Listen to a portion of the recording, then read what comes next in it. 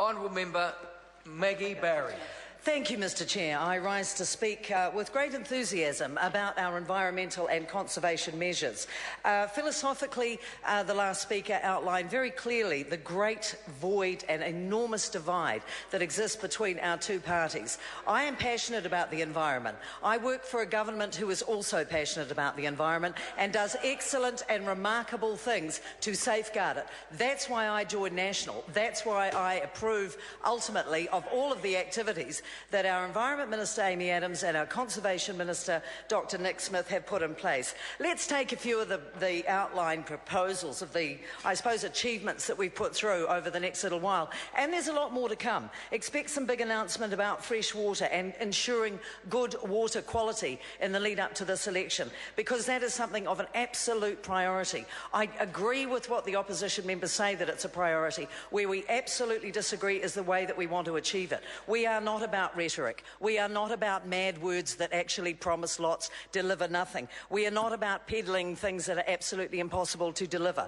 You cannot manage what you cannot measure. We measure it, we look at it, we make policies that really do ensure that our freshwater resources, which are precious, are replenishable and are not unlimited though. We need to look after them.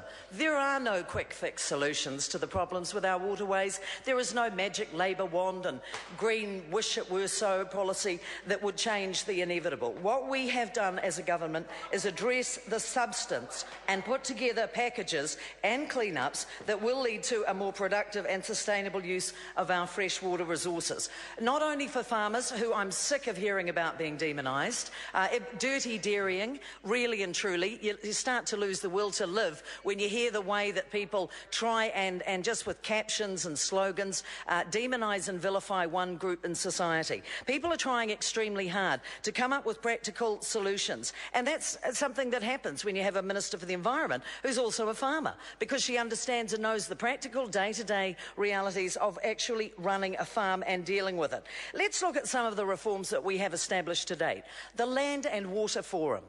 What an extraordinary thing. Imagine getting all of the enemies of the environment, climate change, conservation, all in one room, and that they talk together.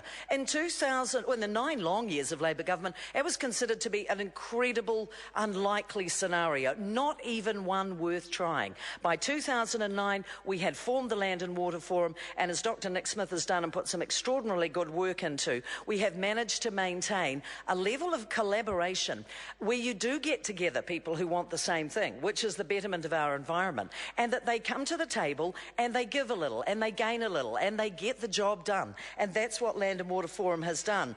Let's look at the stakeholders and the way that they've done the groundbreaking research. There probably actually isn't time for me to go into the Land and Water Forum's achievements in any great detail, but look at the National Policy Statement for Fresh Water. That came in 2011, and it gave councils a clear pathway and a national direction for the first time on how to set limits to achieve water management objectives. You need to be able to look at this sensibly, to take the emotion out of the argument, and that's what's been done. The development of that National Objectives Framework for Fresh Water provided a robust, a scientifically backed set of attributes to help communities plan to meet their particular objectives. Hold the front page. It's not that difficult an idea, but it's a concept that the opposition parties seem unable to grasp. Maybe it is just politics, but we put that to one side because the environment matters to us. We've put about $101 million recently onto water cleanups and committed a further $350 million, which is a 5-fold increase in funding,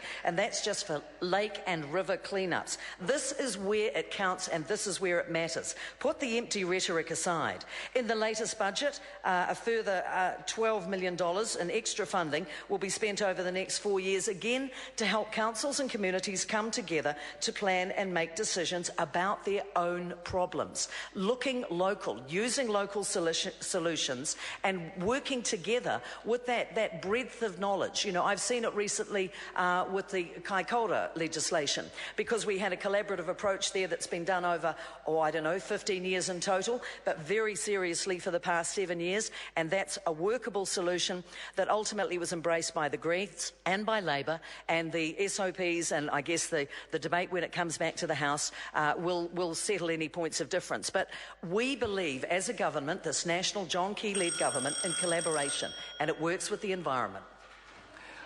I call the honourable member Eugenie Sage. Tēnā koe, Ms Sage. Tēnā koe, Mr Chair. Thank you. Vote for environment.